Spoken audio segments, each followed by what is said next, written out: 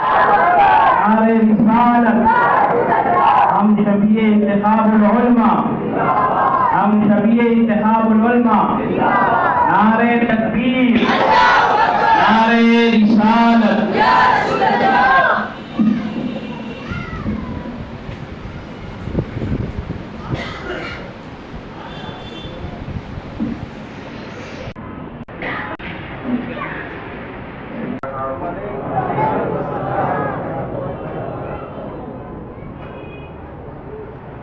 نحمده ونصلي ونسلم على رسوله الكريم، أما بعد، فأعوذ بالله من الشيطان الرجيم، بسم الله الرحمن الرحيم، وإذ قالوا اللهم إن كان هذا هو الحق من عندك فامطر علينا حجارة من السماء أو ائتنا بعذاب أليم، وما كان الله ليعذبهم وأنت فيهم وما كان الله معذبهم وهم يستغفرون۔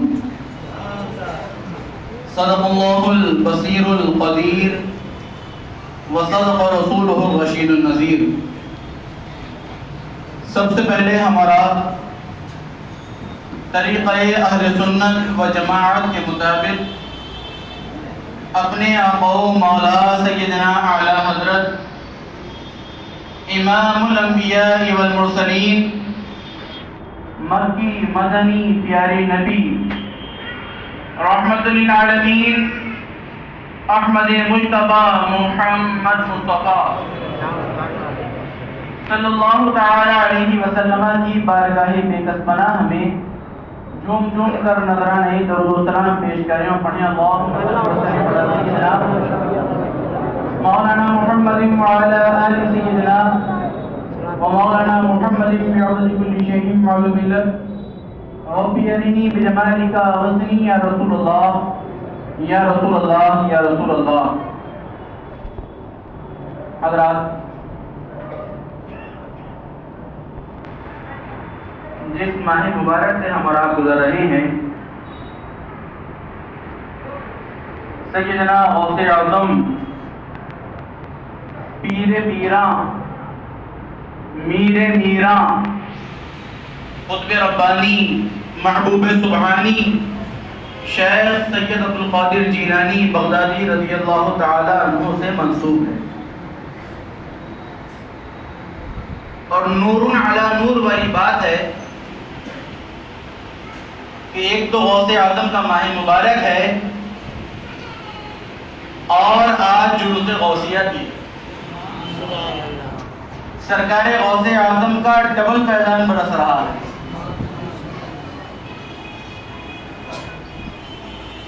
آج جلوس غوثیہ ہے، بلکہ مکمل ہو گیا، اب اپنے اختتام کی منزلوں پر ہے۔ اس سے پہلے کہ کچھ عرض کروں،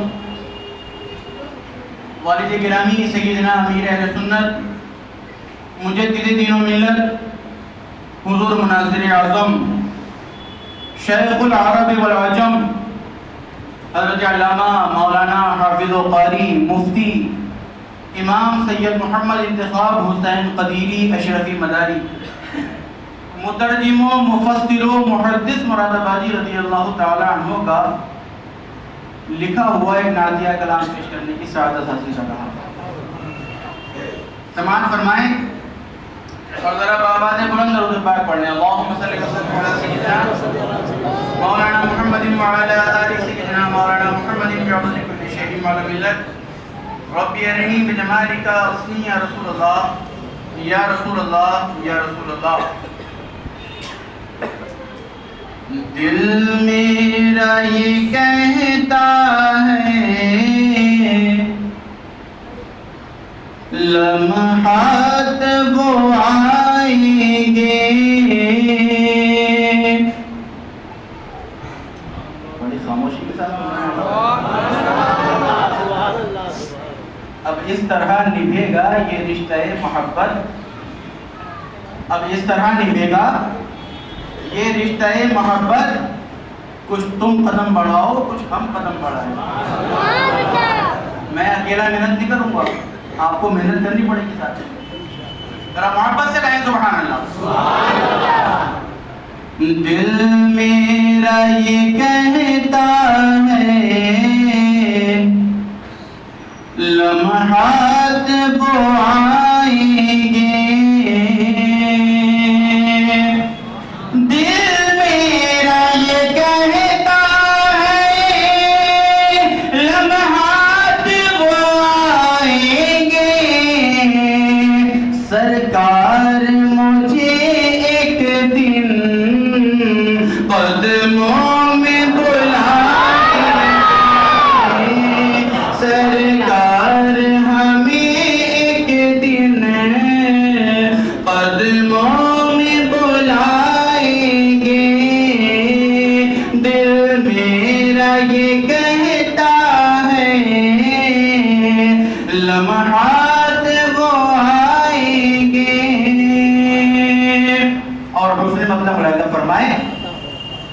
ہم خوبی قسمت سے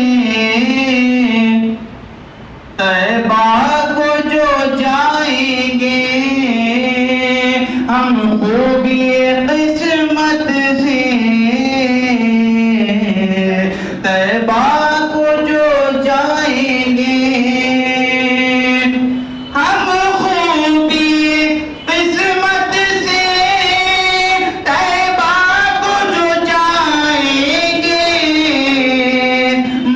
جائیں گے روزے پر واپس نہیں آئیں گے, مر جائیں گے روزے پر واپس نہیں آئیں گے. دل میرا یہ کہتا ہے لمحات وہ آئیں گے. یہ شعر بھی ملاحظہ فرمائے. پہنچوں گا مدینے جب سرکار کی خدمت میں, پہنچوں گا مدینے جب سرکار کی خدمت میں,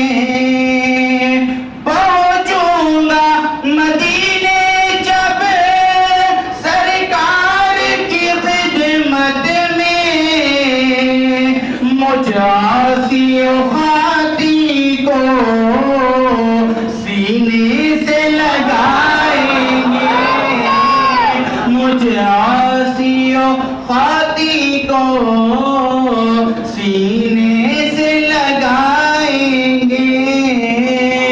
سرکار مجھے ایک دن روزے پہ بلائیں گے. اور والی ذکر رحمی کا مقتم رہتا فرمائے. چل دے گا مدینے کو تصویر ادب بن کر,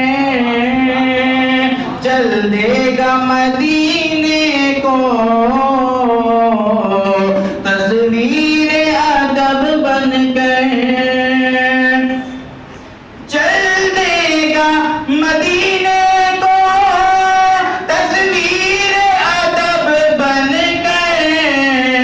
قدموں میں قدیری کو جب آپ بلائیں گے, قدموں میں قدیری کو جب آپ بلائیں گے. دل میرا یہ کہتا ہے لمحات وہ آئیں گے.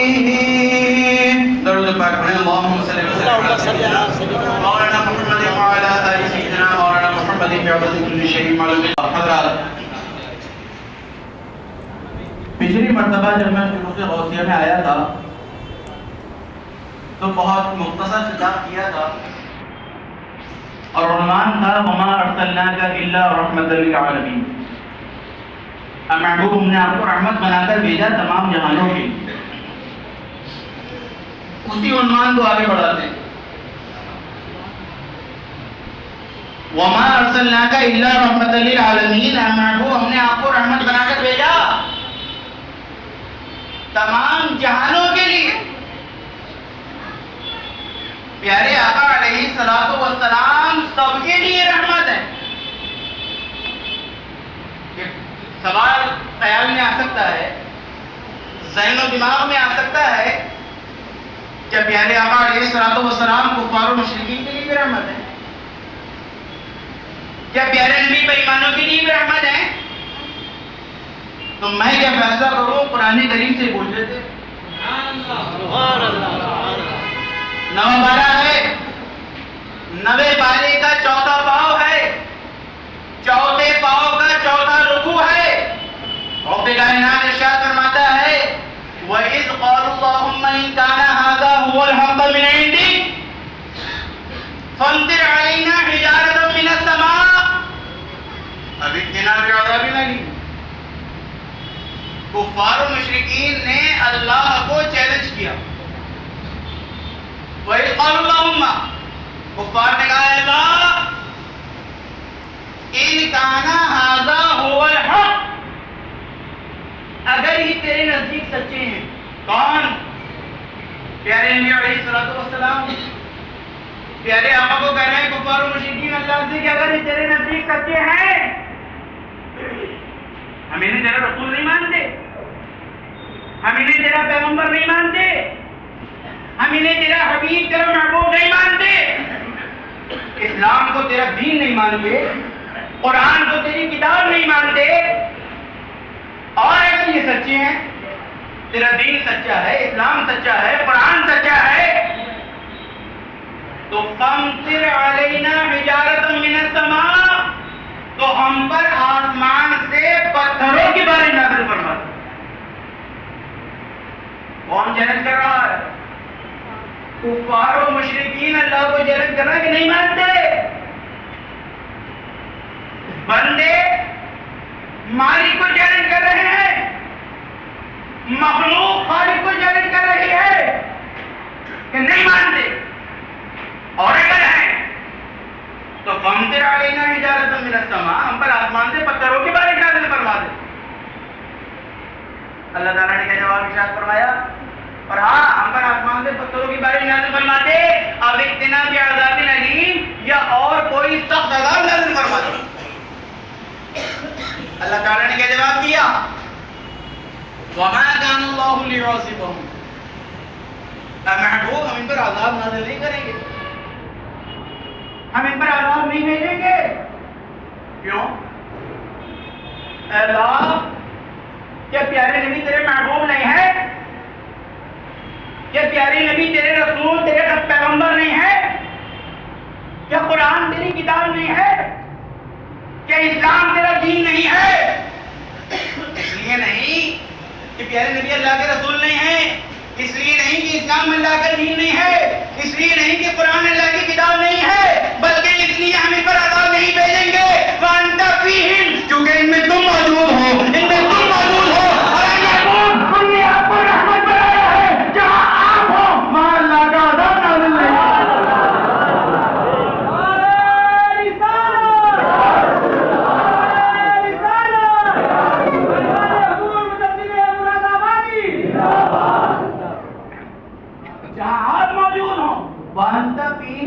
کیونکہ ان میں آپ موجود ہیں, ہم ان پر عذاب نہیں بھیجیں گے. اللہ اکبر, کیسی رحمت مصطفیٰ برس رہی ہے, بولو بھائی سبحان اللہ, کہ کفار و مشرکین پر بھی برس رہی ہے. آج کیسی کیسی گفتاخیاں پیارے نبی علیہ الصلوۃ والسلام کی شان میں ہو رہی ہیں, کیسی کیسی بے ادبیاں ہو رہی ہیں. ہم سوچتے ہیں کہ ان پر کوئی عذاب نازل کیوں نہیں ہوتا. پیارے نبی کی شان میں گستاخی کر رہے ہیں, ان پر کوئی قہر نازل کیوں نہیں ہوتا. وجہ سمجھ میں آ گئی؟ بولو بھائی, وجہ سمجھ میں آ گئی. اور ان کے بھی ذہنوں کی مرمت ہو گئی کہ جن کے نزدیک حضور پردہ فرما چکے, پردے سے مراد بن چکے, بھائی حضور ہیں تبھی تو عذاب نہیں آ رہا. بولو بھائی, حضور ہیں اسی وجہ سے تو عذاب نہیں آ رہا. اگر حضور نہ ہوتے تو جو آج کر رہے ہیں گستاخیاں ان پہ تو بعد میں آتا. جو پہلے کر کے گئے ہیں کہ ہمارے کہتے ہیں یہ آج جو گستاخیاں ہو رہی ہیں یہ وجہ بھی یہی ہے کہ ہم نے اپنے گھر کے گستاخوں کو بنا دی ہے. اگر ہم نے اپنے گھر کے گستاخوں کو پناہ نہ دی ہوتی, یہ اسلامی لباس پہننے والے بے ادبوں کو پناہ نہ دی ہوتی, آج یہ گستاخ پیدا نہ ہوتے. بولو بھائی, بھائی جب ہم نے یہ ہمارے گھر کے اندر کے لوگوں نے یہ کہہ دیا کہ نبی ہمارے جیسے ہیں اور ہم نے چھوٹ دے دی, تو اگلا ایک قدم آگے گیا کہ نہیں ہم جیسے نہیں, ہم سے بھی نیچے ہیں. بولو بھائی, یہی ہوا ہے کہ جب ہم نے اپنے گستاخوں کو بنا دی گھر کے اندر کے لمبے لمبے کرتے اونچے اونچے پجامے والوں کو, تو پھر یہ بے ایمان بھی پیدا ہوئے کہ انہوں نے کھل کر پیارے نبی علیہ الصلوۃ والسلام کی شان میں گستاخیاں کی. تو یہ جو گستاخیاں ہو رہی ہیں اس کے ذمہ دار بھی کہیں نہ کہیں اندر کے لوگ ہیں. ہمارے جیسے ہیں. اچھا کبھی اپنا پسینہ سونگ کے دیکھا؟ 4 دن اگر نہ نہائے تو بیوی پاک نہ آیا نہیں, چل تو ذرا نہا کے دھوا. اور پیارے آقا علیہ الصلوۃ والسلام کا پسینہ, سب بولو سبحان اللہ.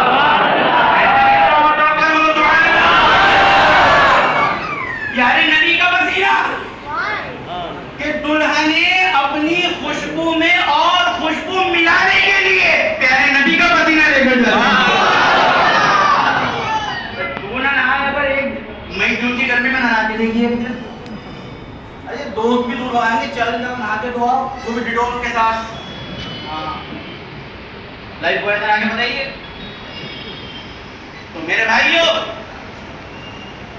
تو آج گستاخان رسول بچے ہوئے ہیں, چاہے اندر کے ہوں یا باہر کے, چاہے اس سال کے ہوں یا 100 سال کے ہو. یہ پیارے نبی کا ہی صدقہ ہے. یہ تو ابھی محشر میں نپٹا جائے گا, وہ ایک الگ میٹر ہے, لیکن دنیا میں عذاب الہی سے بچے ہوئے ہیں یہ پیارے آقا علیہ الصلوۃ والسلام کا صدقہ ہے کہ اللہ نے اپنے محبوب کو ایسا رحمت بنایا ہے کہ اپنوں کے لیے سب رحمت ہوتے ہیں. باپ بیٹے کے لیے رحمت ہوتا ہے, بھائی بھائی کے لیے رحمت ہوتا ہے, دادا پوتے کے لیے رحمت ہوتا ہے, پیر مرید کے لیے رحمت ہوتا ہے, اپنے کے لیے سب رحمت ہوتے ہیں. لیکن رحمت تو وہ ہے کہ جو اپنوں کے ساتھ ساتھ غیروں پر بھی برسے. بولو بھائی, ابو جہل پر بھی برس رہی ہے کہ اس پر کوئی عذاب نازل نہیں ہو رہا, یہ رحمت ہی تو ہے. اور آج کے ابو جہل پر بھی برس رہی ہے کہ گستاخی کیے چلے جا رہا ہے, عذاب نہیں ہو رہا, میدان محشر میں نکل جائے. لیکن اب ایک بات اور بھی ہے کہ جب کفار و مشرکین کے لیے پیارے نبی ایسی رحمت ہے, بے ایمانوں کے لیے ایسی رحمت ہے, تو اپنوں کے لیے کیسی رحمت ہوگی؟ بھائی جب اونچے پجامے والوں کے لیے ایسی رحمت ہے, تو جن کے چہرے نورانی ہیں, جن کے رگوں میں خون نبی خون علی دوڑ رہا ہے, جو آل رسول کے غلام ہیں, اگر اجازت دے دو کہ آیت سنا دوں؟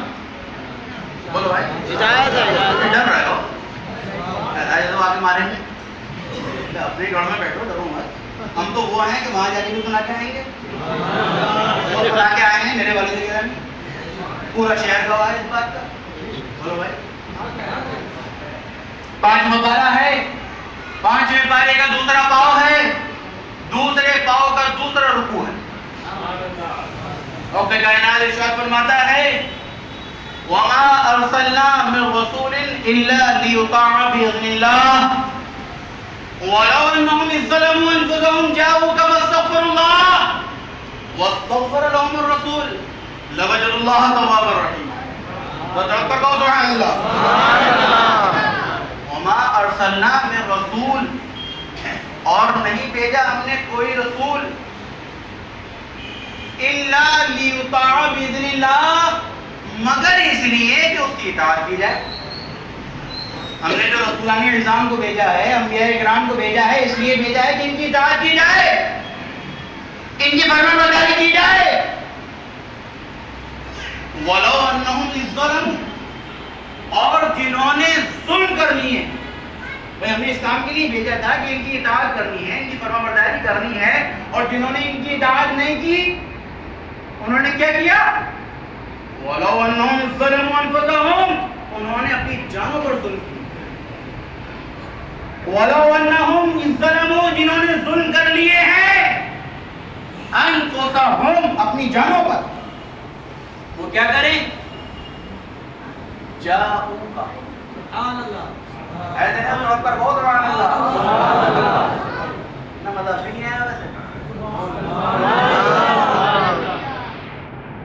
سب زیادہ گئے.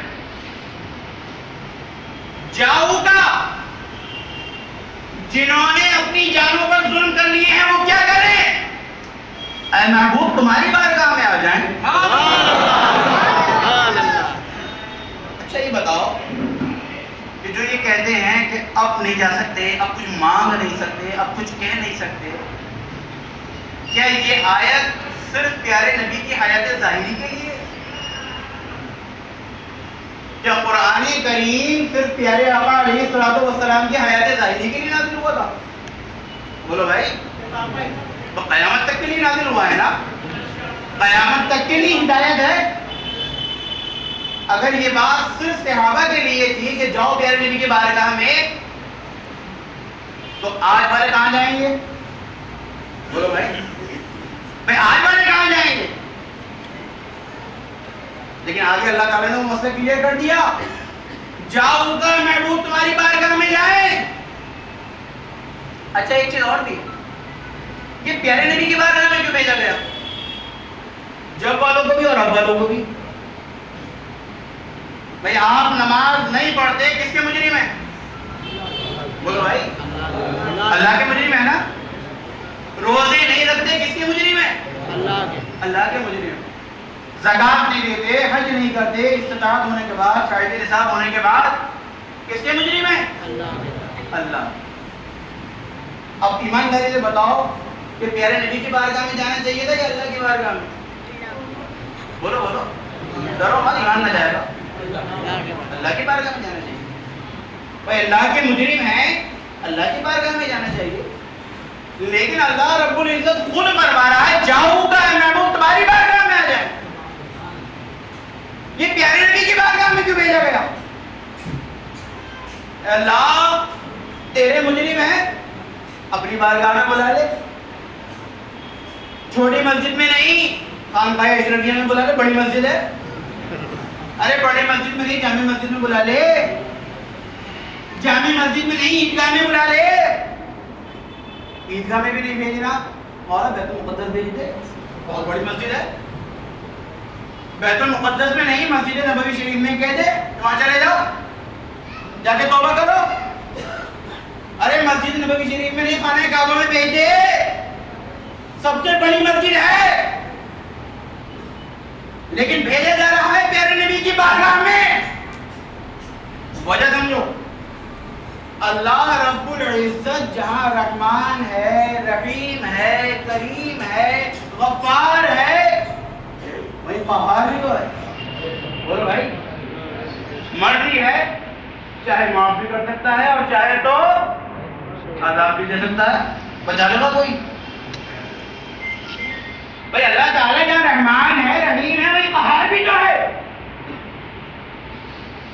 اللہ کو اپنے محبوب کی امت سے کتنا پیار ہے. اللہ کو اپنے محبوب سے کتنا پیار ہے، اور اپنے محبوب کے صدقے میں اپنے محبوب کی امت سے کتنا پیار ہے کہ پہلے ہی حفاظت کا راستہ بتا دیا کہ جا دربار مصطفیٰ میں چلا جا. کہیں ایسا نہ ہو کہ تم میری بارگاہ میں آئے اور میرا قہر برت پڑے، کہنے الہی تجھ پر نازل ہو جائے، عذاب نازل ہو جائے. اپنی حفاظت کر لے، دربار مصطفیٰ میں چلا جا، کیونکہ میرا قہر کہیں بھی نازل ہو سکتا ہے. اگر نہیں ہوگا تو دربار مصطفیٰ میں نازل نہیں ہو سکتا.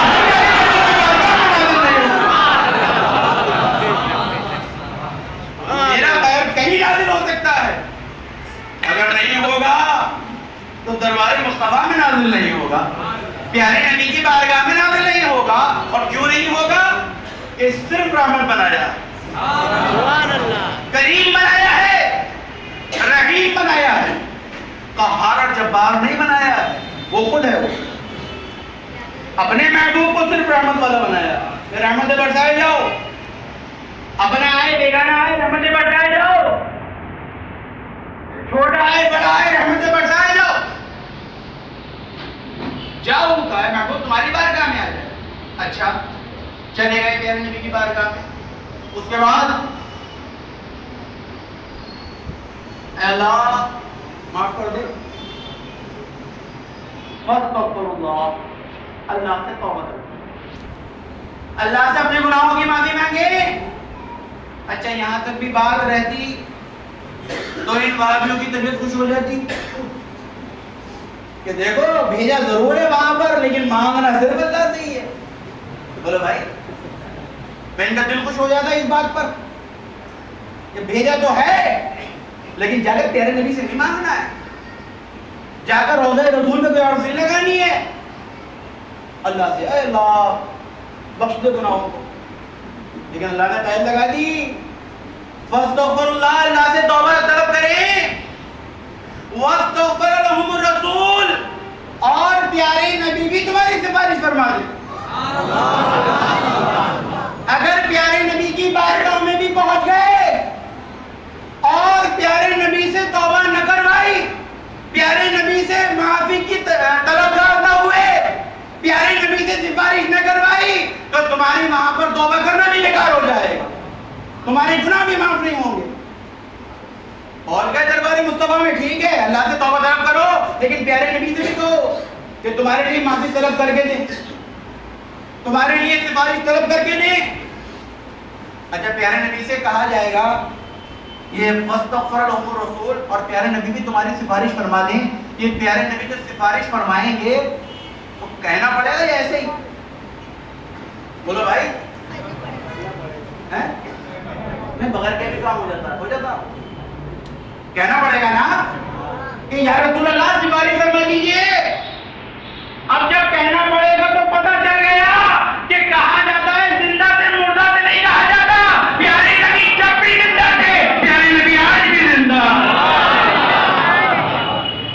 کہنا تو پڑے گا نا یا رسول اللہ سفارش فرما دیجیے، یا رسول اللہ اللہ سے توبہ لے کر ہمیں دے دیجیے. تو کہنا پڑے گا، کہو گے کس سے؟ مردہ سے. مرے ہوئے کوئی کہتا؟ ابھی گھر میں میت پڑی ہو تب آگے کوئی نہ کہتا کہ ابا السلام علیکم، کیوں مردہ ہے؟ تو زندہ سے کہا جاتا ہے ہمارے نبی حیات النبی، ہمارے نبی زندہ ہیں. تو اللہ نے اپنے محبوب کو ایسی رحمت بنایا ہے کہ حیات ظاہری سے لے کر آج تک اور آج سے لے کر قیامت تک رحمت ہی رحمت برسی، برس رہی ہے اور برسے. تو میرے بھائیوں، اللہ نے اپنے محبوب کو رحمت بنایا. لیکن ایک بات یہ بھی ہے کہ بکری کے پیٹ سے بکری کا بچہ پیدا ہوتا ہے. بولو بھائی، گائے کے پیٹ سے گائے نہ بکری کا بھی ہو جا. اللہ نے اپنے محبوب کو رحمت بنایا ہے اور اپنے محبوب کی اولاد کو بھی رحمت بنایا. صرف پیارے نبی ہی رحمت نہیں ہے، پیارے نبی کی اولاد کو بھی رحمت للعالمین ہے. تو اولاد کیا ہوگی؟ اولاد بھی تو رحمت ہوگی. یہاں پر نظر آتا سیدوں کی ایک بات کہنا چاہوں گا کہ اہل رسول کو بھی سوچنا چاہیے کہ اللہ نے آپ کو رحمت بنایا. آپ کہیں کسی کے لیے رحمت تو نہیں بن گئے، کسی کے لیے پریشانی تو نہیں بن گئے. اللہ نے اپنے محبوب کی اولاد کو رحمت بنایا ہے. اور کیسے رحمت بنایا ہے؟ بس ایک واقعہ سرکار غوث اعظم کا، غوثیہ ہے نا، اور 11ویں شریف کا موسم بہار ہے. ایک واقعہ سنا دوں، اس کے بعد آگے کا قرآن. سیدنا سرکار غوث اعظم رضی اللہ تعالیٰ عنہ ایک محفل سے، ایک جلسے سے خطاب فرما کر تشریف لا رہے تھے. سرکار غوث اعظم بڑا مہنگا لباس پہنتے تھے, بہت قیمتی لباس, اتنا قیمتی لباس کہ جب آپ واز فرما کر آ رہے تھے تو چوٹوں نے دامن پکڑ لیا. یہ دامن تو میں حضرت میں کہہ رہا ہوں, انہوں نے تو کپڑے پکڑ لیے کہ اتارو. اب آپ اندازہ لگا سکتے ہیں کوئی کتنا مہنگا لباس پہنے, چوٹوں کی نیت لباس پہ خراب نہیں ہوگی. کیا مانگے گا ہم سے آگے کہ موبائل دو, جو پیسے رکھتے ہیں وہ نکالو, چاندی کی انگوٹھی ہے یہ اتارو. لیکن سرکار غوث اعظم کتنا مہنگا لباس پہنتے تھے. ایک مرتبہ میرے والد گرامی حضور مجدد مراد آبادی رضی اللہ تعالیٰ عنہ یہ واقعہ دربار سیدنا اللہ میاں بلوی شریف میں بیان فرما رہے تھے. تو ہمارے مرشد زادے سیدنا فخر عالم حضرت علامہ الحاج حکیم سید فضل حمید میاں سجادہ نشین دربار اللہ میاں بلوی شریف, وہ سرکار غوث اعظم کی اولاد, سرکار غوث اعظم کے 5ویں نمبر کے شہزادے سیدنا حضرت عبد الرزاق رضی اللہ تعالیٰ عنہ کی اولاد میں. تو وہ خطاب سن رہے تھے, انہوں نے فرمایا کہ مولوی صاحب, وہ ہمارا پیر کے سارا خاندان, ہم سب کو مولوی صاحب کہتے ہیں, کہ مولوی صاحب جانتے ہو وہ لباس کتنا قیمتی ہوتا تھا. حضور مجدد مراد آبادی نے فرمایا, عرض کیا کہ حضور اتنا ہی جانتا ہوں کہ قیمتی ہوتا تھا, کتنا ہوتا تھا یہ نہیں معلوم, یہ میری تحقیق سے نہیں گزرا. تو سرکار فضل حمید میاں فرماتے ہیں کہ سرکار غوث اعظم کا لباس 5000 اشرفیوں کا ہوا کرتا تھا. 5000 اشرفیوں کا اتنا قیمتی لباس پہنتے تھے سرکار غوث اعظم. چوٹوں نے پکڑ لیا, جو غوث اعظم جبہ اتارو, اپنا لباس اتارو. اچھا انہوں نے تو غوث اعظم بھی نہیں کہا ہوگا, پھر تھوڑی دیر کے لیے باہر بھی بن گئے ہوں گے, اے عبد القادر جبہ اتارو. سرکار غوث اعظم اللہ اکبر. اچھا ایک بات بتاؤ, ہم ایک جگہ ہوتے تو کیا کرتے, بیگن چھوٹتے ہمیں کہ رات کو 3 بجے راستے میں, تو ہم کیا کریں گے بھائی, اگر بزدل ہوگا تو بھاگنے کی سوچے گا, تھوڑا بہادر ہوگا تو شور مچا دے گا, تھوڑا اور بہادر ہوگا تو ہاتھا پائی کر لے گا, لڑ لے گا. کوئی چوتھا راستہ ہے؟ ایک قربان جاؤ سرکار غوث اعظم, اپنے مقدر پہ ناز کرو کہ اللہ نے ہمیں کیسا پیر عطا فرمایا. سبحان اللہ. کہ ہم ہوتے تو یہی کرتے, بھاگنے کی سوچتے, شور مچاتے یا ہاتھا پائی کرتے. سرکار غوث اعظم کا جبہ چوٹوں نے پکڑ لیا کہ اتارو جبہ.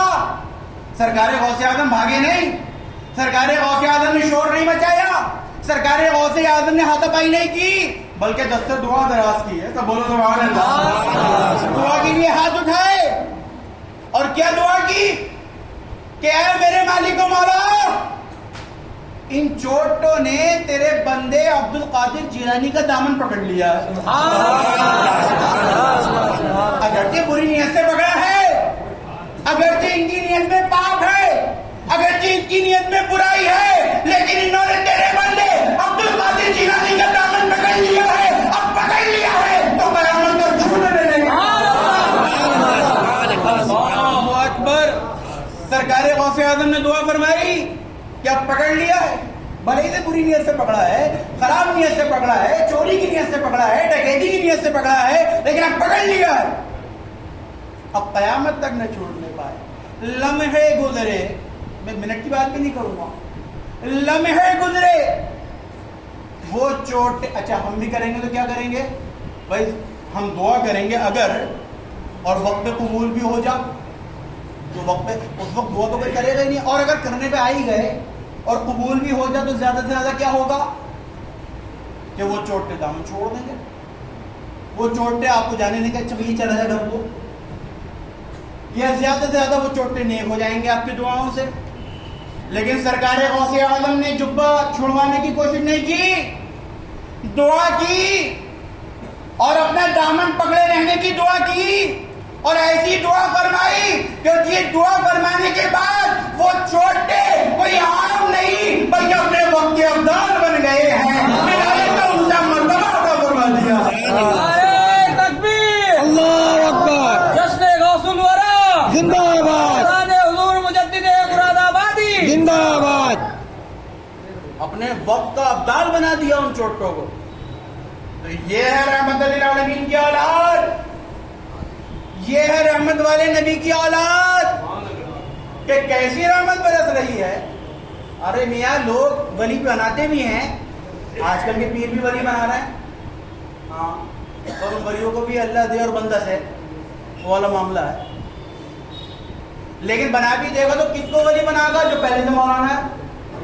بولو بھائی، پہلے سے نیک ہے، اس کے نام کیا کہ ایک ٹائٹل بڑھا دے گا ولی کامل کا. لیکن سرکار غوث اعظم نے کسی مولوی کو ولی نہیں بنایا، چوٹوں کو ولی بنایا. یہ پاور آج والوں کے پاس نہیں ہے، یہ غوث اعظم کے پاس تھی. سبحان اللہ، سبحان اللہ. جبکہ ہمارے بزرگان دین کا یہ متفقہ فیصلہ ہے کہ صبح قیامت تک غوث تو پیدا ہوں گے، کیونکہ نظام روحانیت چل رہا ہے.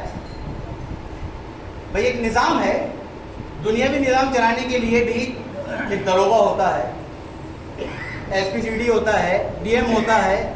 بڑے لیول پر نظام چلانے کے لیے پردھان منتری، وزیر داخلہ، وزیر خارجہ. ایسے ہی نظام روحانیت چلانے کے لیے علماء، اولیاء، ابدال، قطب، غوث، یہ سب ہوتے ہیں. نظام روحانیت تو چلنا ہے. تو بزرگان دین کا یہ متفقہ فیصلہ ہے کہ قیامت تک غوث تو پیدا ہوں گے کیونکہ نظام روحانیت چل رہا ہے. لیکن شیخ عبد القادر جیلانی کے بعد کوئی دوسرا غوث اعظم پیدا نہیں ہو سکتا. سبحان اللہ کی. غوث تو پیدا ہوں گے، غوث اعظم پیدا نہیں ہوگا. تو میرے بھائیوں، ہمارا جلوس غوثیہ سے فارغ ہو کر آئے ہیں. بالخصوص یہ وقت ایسا وقت ہے کہ دعا کی قبولیت کا وقت ہے. اس وقت آپ جو دل سے جائز مراد مانگیں گے آپ کی وہ قبول ہوگی. اور قابل مبارکباد ہیں ہمارے جناب شفیق رانا صاحب اشرفی اور ان کے تمام ساتھی. میں سب کا نام تو نہیں جانتا کہ ایک زمانے سے اس جلوس کو لے کر چل رہے ہیں اور آج اس منزل پر آ گیا ہے یہ جلوس. انشاءاللہ آگے بھی کامیابی کی طرف بڑھے گا. اللہ تبارک و تعالی ان سب کو اور ہم سب کو سرکار غوث اعظم کے فیضان سے مالا مال فرمائے. آمین. الحمدللہ رب العالمین. السلام علیکم.